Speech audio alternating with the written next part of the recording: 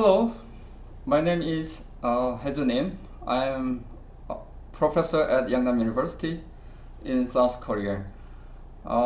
Today, I want to talk about my paper entitled Product Differences in the Terms of Payment in International Trade. For your information, I'm an economist. My research area is international trade, as you guess from my title, and applied microeconomics. Okay, let's begin.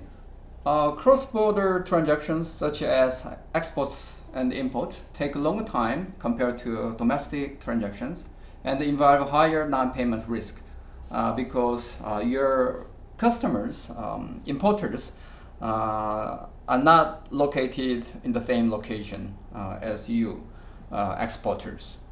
This paper examines the effects of product characteristics on the choice of payment method in international trade. For that, I developed a theoretical model to draw two new testable hypotheses. First, as the transaction values increase, exporters are likely to choose safer methods of payment, such as letter of credit, which I will go over in a minute. The intuition behind this hypothesis is that as the transaction value increase, basically there's a increase in non-payment risk.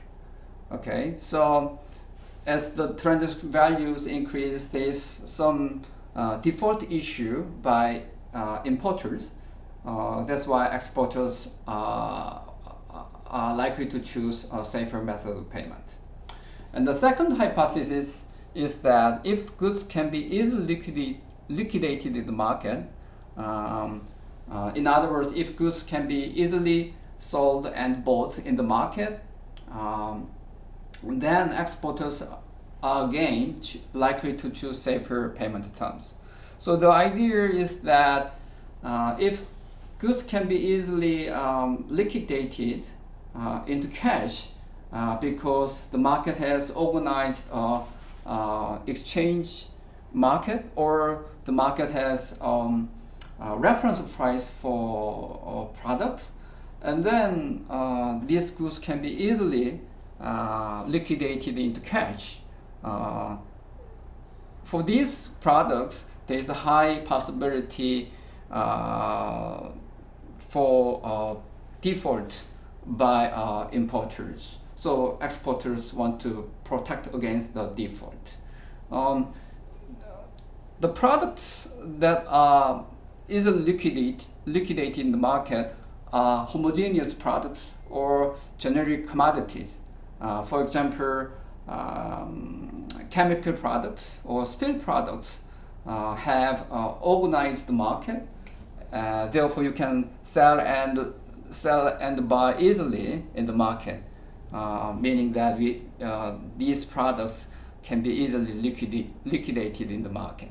So in that case, exporters want to choose safer payment terms.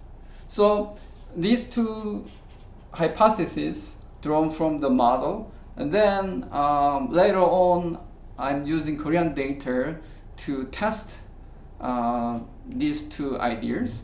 And I find that the data support for the two hypotheses.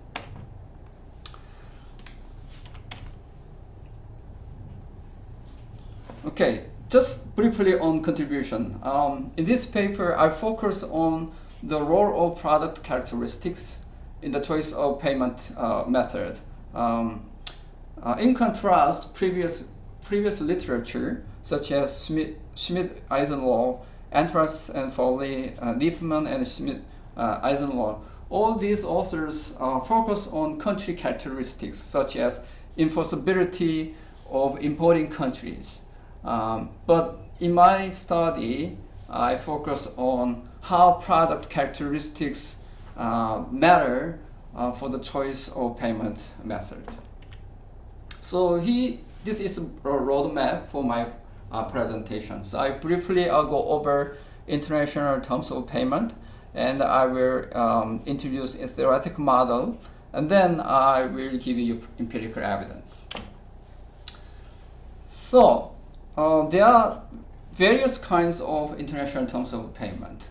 There are three major payment terms: remittance, letter of credit, documentary collections.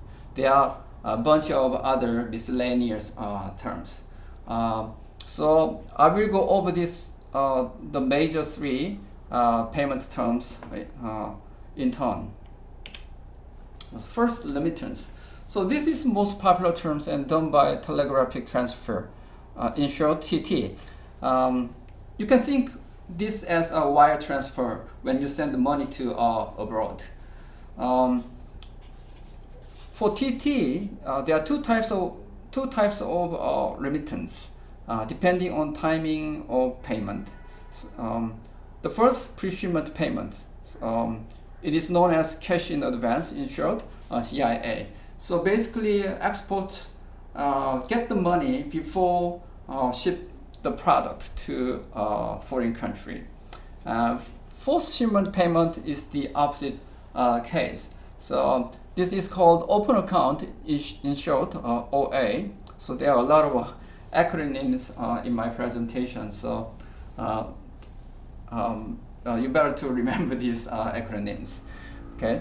So post-shipment payment is exporters ship products, and products are delivered to importers, and you get the money. So basically, you get the money after products are delivered in an importing country. So this is post-shipment payment. There are variants of post-shipment payment. In short, CD. These are cash on delivery or cash against document. So basically here, exports have an agent who collect money when he or she hand over product to importers. Okay, so these two terms are the variants of post-shipment payment.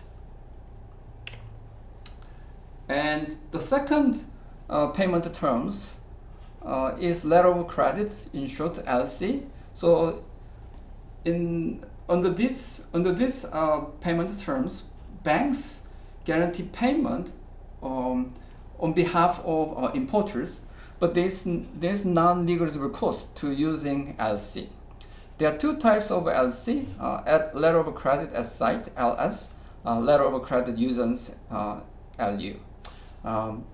The similar but slightly different payment terms is documentary collection. So here, banks do not guarantee, unlike LC, but only collect payments on behalf of exporters. So there are two types for documentary collection: documents against payment, DP, documents against acceptance, DA. Here, I will consider only LS and DP because LU and DA, these two things are sort of trade credit,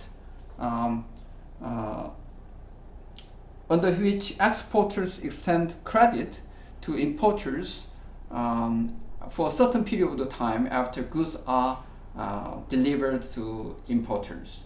So I don't consider these two types of trade credit. I will focus on LS and DP in my study. So if I quickly summarize what I have explained, so regarding the risk, so this is non-payment risk and the cost of payment terms for exporters. So CIA is the most secure terms for exporters, whereas OA is most risky for exporters. Okay, because these are the payments. Remember, these are the payments you get the money after goods are shipped and delivered to importers. So this is very risky to exporters. On the other hand, the CIA, you get the money first before sending out product. So this is safest. In terms of cost, LC is expensive for exporters. There is some fees to using LCs. Compared to LCs, other terms are there are some fees, but those fees are very negligible.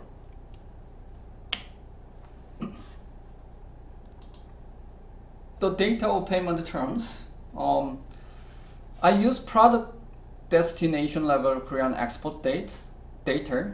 This data are based on all export declaration forms filed by all exporters in 2015. So my data is cross-section.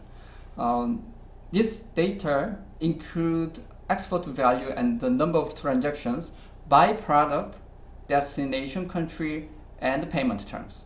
And the data is disaggregated at the HS 10 digit, which is the finest disaggregated level of products. I have originally 11 payment terms, but in my study I focus on payment terms in bold characters. So I consider TT, cash on delivery, and LS and DP. Okay, so these are the payment terms on the study in my paper. Okay, stylized facts. This table shows the share of export value by payment terms. So as you can see, TT takes account of the majority of exports, Korean exports. So TT takes about 55.5%, followed by CD, the cash on delivery, and that is the variant of post shipment. LC, letter of credit, 7%, followed by documentary collection.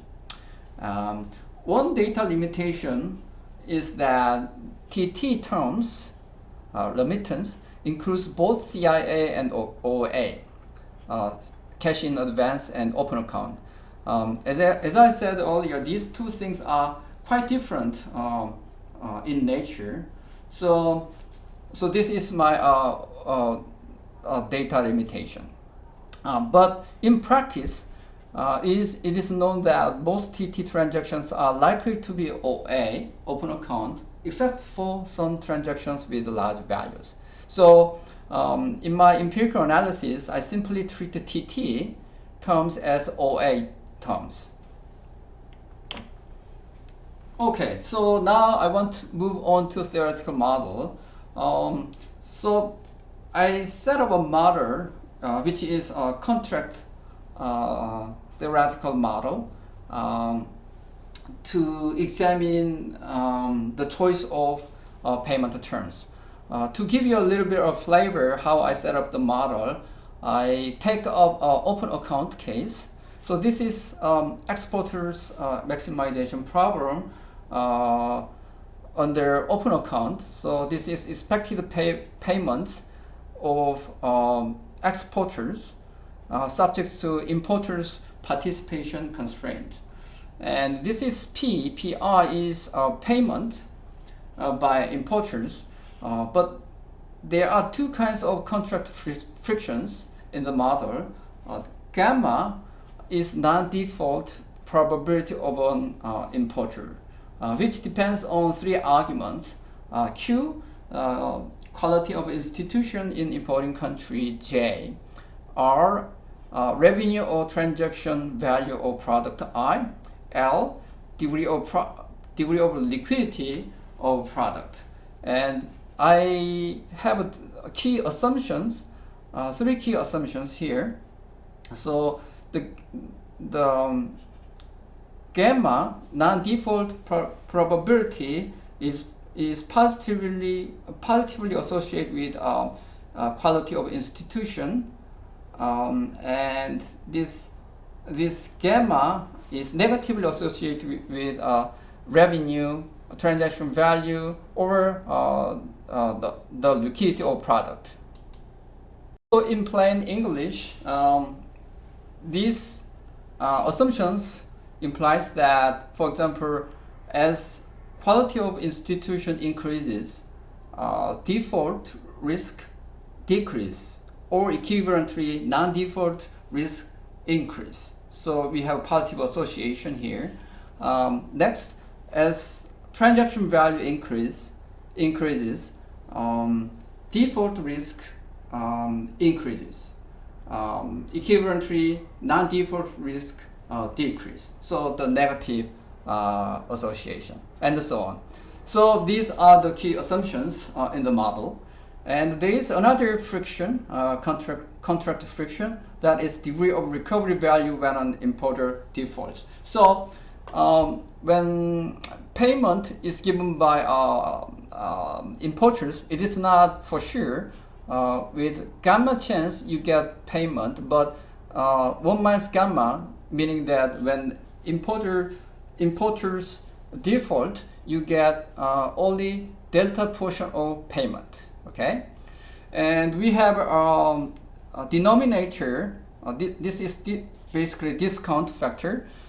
Since OA is post-shipment payment, you get the money sometime later, right? So you have to discount this payment by interest rate, okay? And for shipment time T, and C is the production cost, and importers participation constraint is given by revenue minus payment.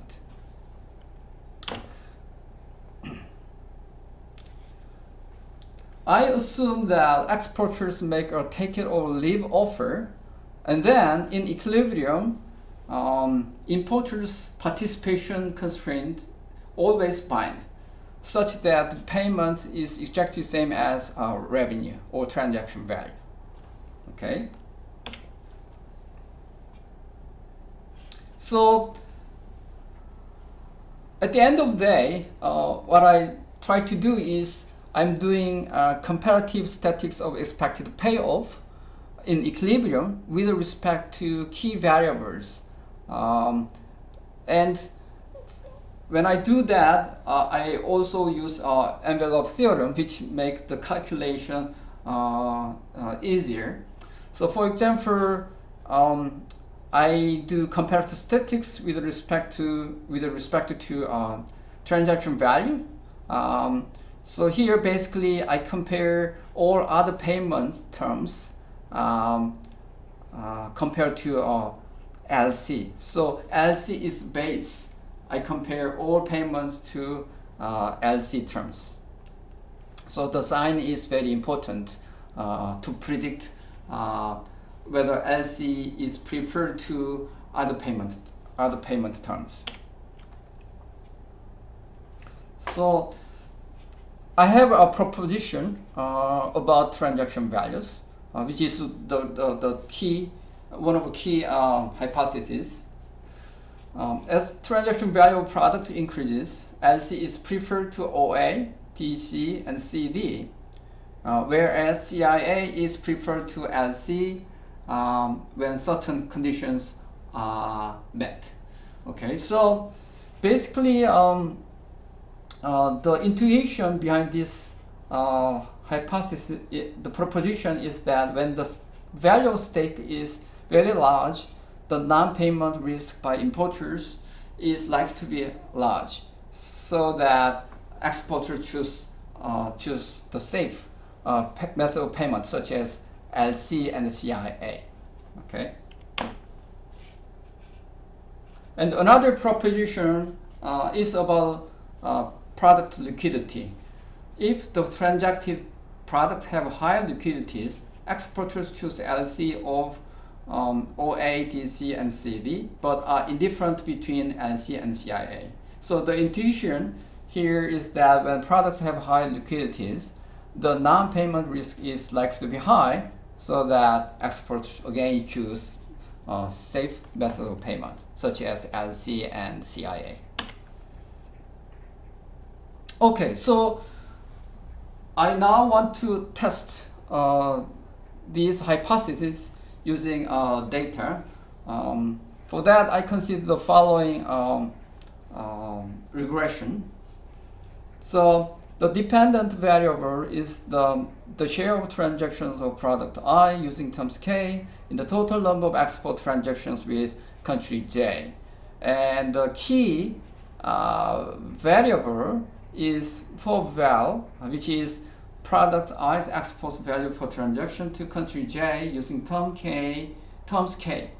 Okay, and in these regressions, I control for various kinds of fixed effects. So theta I for fixed effects for product, country fixed effects, import countries fixed effects, and terms fixed effects.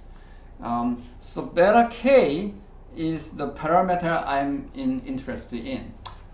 Indicates the effects of the transaction values for terms K relative to LC. So the base is LC. According to my proposition, I'm expecting negative signs for all payment terms, meaning that exporters are less likely to choose all other payment terms relative to LC.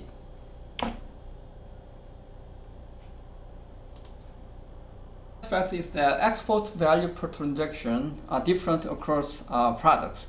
So to look at the effects of transaction value across products, instead of individual fixed effects, I'm using the dummy variable for the product of a country and payment terms.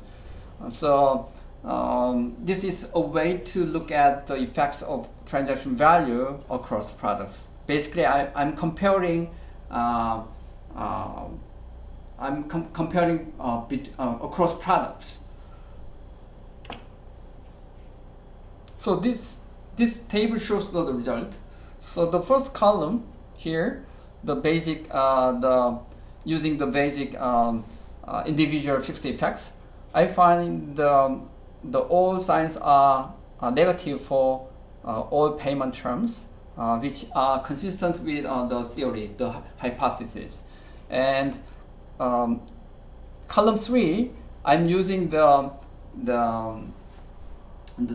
dummy for the product between country and terms. So basically, I'm comparing product. I'm comparing product across. I'm comparing across products. So here again, I have the negative signs. And in the fourth column, I estimated the model using Poisson model, where the dependent variable is the number of transactions. Again, I have all expected sign except DC. So what I found is that as the transaction value across products increases, exporters are more likely to choose safer payment terms such as LC relative to the other terms such as documented collection, open account, etc. Okay, finally, to test the theory of product liquidity, which is the second proposition, I'm using this regression model. Here, I'm using Rauch's classification. He classified goods into 3 types: goods on organized exchanges, goods that have reference prices in the market, and differentiated products. So I take first 2 product types as homogeneous products or products with high liquidity. So here in this regression, the base is LC and differentiated products, and beta K, which is this, is expected to be a negative for all payment terms. Okay, so meaning that exporters are less likely to choose all other payment terms relative to LC. So here is the result. So here the first column showing that we have negative sign for CD, CD, the variant of post shipment, and negative sign for TT, basically OA. But we have insignificant coefficient for DC. Second column, I add the exports value per transaction. The results are the same. When I do an estimate model using Poisson, I still have the same result. So we have a result which is very consistent with proposition, the second proposition. So therefore, for homogeneous goods or high liquidity products, exports are likely to choose LC relative to the other payment terms. So let me conclude. Okay, so in this paper, I examine international payment terms in the aspect of product characteristics. I find that not only country characteristics, but also product characteristics matter, specifically when products have a high transaction value or high liquidity. Exporters are likely to choose safer payment method, which is LC. Okay, so this is about it. Thank you for listening to my presentation. I hope you enjoy this presentation. Thank you.